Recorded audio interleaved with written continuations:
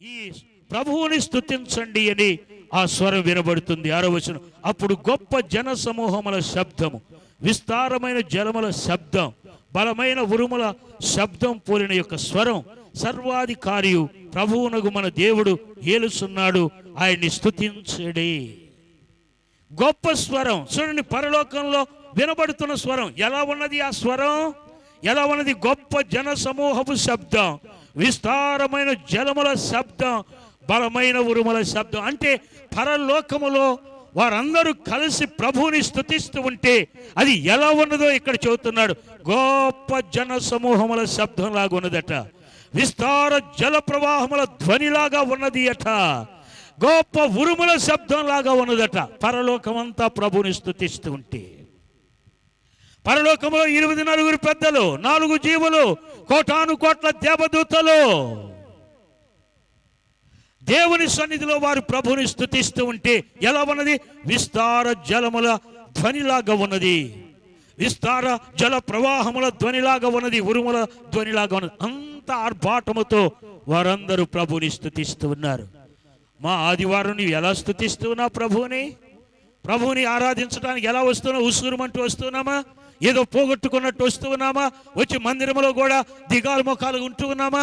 మందిరంలో కూడా చేతులు ముడుచుకొని కూర్చుంటూ ఉన్నామా? కాదు. పరలోకమంతా ప్రభువుని స్తుతిస్తూ ఉన్నది గంభీరమైన స్వరాలతోటి. ఆదివారం నీవు ఎవరో చప్పట్లు కొట్టండి, పాటలు పాడండి, స్తుతించండి అని ఎవరో నేను చెప్పాల్సిన పని లేదు, బలవంతం చేయాల్సిన పని లేదు. కొందరు చప్పట్లు కొట్టమంటే కొడతారు, లేకపోతే మానేస్తారు. కొందరు పాటలు పాడనంటే పాడతారు, లేకపోతే కునికి పాటలు పడుతూ ఉంటారు. ఎందాక ఉద్యమం చేస్తారు నిన్ను? కాదు. నీవు కలగాలి. నా ప్రభువుని స్తుతించే దినం ఆదివారం. ఎవరో నిన్ను చప్పట్లు కొట్టమంటే కొట్టడం అది దేవుని ఆరాధన కాదు. ఎవరో ప్రేరేపిస్తే కాసేపు అరవటం అది ఆరాధన కానే కాదు. ఎవరో నిన్ను ప్రోత్సహిస్తే వారి ఉద్యమాన్ని బట్టి కాసేపు అరవటం ఆరాధన కానే కాదు. అది నీవుగా ప్రభుని స్తుతించాలి. పరలోకంలో దేవదూతలను ఎవరు బలవంతం చేయట్లా, 4 జీవులను ఎవరు బలవంతం చేయట్లా, 24 పెద్దలను ఎవరు బలవంతం చేయట్లా. వారందరూ కలిసి గొప్ప శబ్దముతోటి, విస్తార జల ధ్వనులతోటి, ఆ ఉరుముల శబ్దముతో ప్రభుని స్తుతిస్తున్నారు. ఆదివారం నువ్వు ఎలా స్తుతిస్తున్నావు? నీవు పరీక్షించుకో. మౌనంగా కూర్చుంటున్నావు, బెల్లం కొట్టిన రాయిలాగా?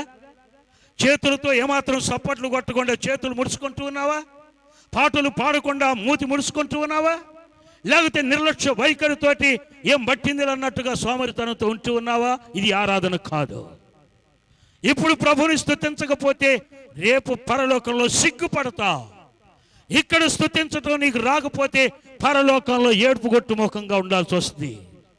పరలోకం అంతా ప్రభుని స్తుతించటమే.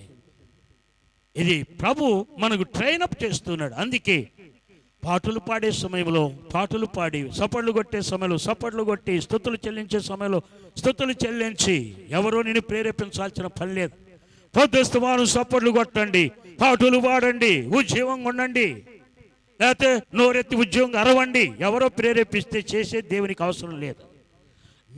నీవుగా అంతరంగముల నుండి నా ప్రభువుని స్తుతించాలని ఆ ఉద్యోగం రావాలి. అది రానప్పుడు నీవు ఎలాంటి వ్యక్తి అంటే కొట్టమంటే కొడతా, లేకపోతే కూర్చుంటా అంటే. ఇప్పుడు చెక్కుముక్కు రాళ్ళు ఉన్నాయి, ఇప్పుడు అగ్గిపెట్టెలు వచ్చాయి అనుకోండి. అప్పుడైతే పూర్వకాలంలో దూది, ఒక నిప్పురాయి, ఆ కొట్టే రాయి పెట్టుకొని దూది పెట్టి అలా కొట్టినప్పుడు నిప్పురా వస్తుంది, దూది మండిద్ది. అది కొడితే మండిద్ది, లేకపోతే కొట్టకపోతే మండదు. నువ్వు అలా ఉండకూడదు. కొడితే మండే వ్యక్తివిగా ఉండకూడదు. ఎవరో ప్రేరేపిస్తే ఉద్యోగం వచ్చేది, అది తాత్కాలికమైన ఉద్రేకం, ఉద్యోగం కాదు అది. నీవుగా ప్రభువుని ఆరాధించాలి, నా ప్రభువుని గణపరచాలి, చప్పట్లు కొట్టాలి, పాటలు పాడాలి, బృందంతో కలిసిన స్వరాన్ని ఎత్తాలి, వారితో కలిసి పాడాలి, వారితో ఏకీభవించాలి అనే ఆ ఉద్యమం నీలో నుండి రావాలి, ఆ మంట. అప్పుడు పరలోకంలో స్తుతించే గుంపులో ఉండగలుగుతాం. కనుక దేవుని బిడ్డలారా, ఈ సత్యాన్ని గ్రహించండి. మన ప్రభు ఆయన్ని స్తుతిస్తూ ఉన్నాడు, స్తుతిస్తామంటున్నాడు. చివరి అంటున్నాడు, మనము సంతోషపడి ఉత్సహించి ఆయన మహిమపరచదమని చెప్పగా వింటిని. ఈ మాట అండర్లైన్ చేసుకోండి. 7వ వచనం చివరి భాగంలో, మనము సంతోషపడి ఉత్సహించి ఆయన్ని మహిమపరచదమని చెప్పగా వింటిని. స్తుతించటం అంటే దేవుని మయంపరచటం, సపోర్ట్లు కొట్టడం అంటే దేవుని మయంపరచటం, మన స్వరాలు ఎత్తి పాటలు పాడటం అంటే దేవుని మయంపరచటం, కృతజ్ఞతాస్తుతులు చెల్లించటం అంటే దేవుని మయంపరచటం.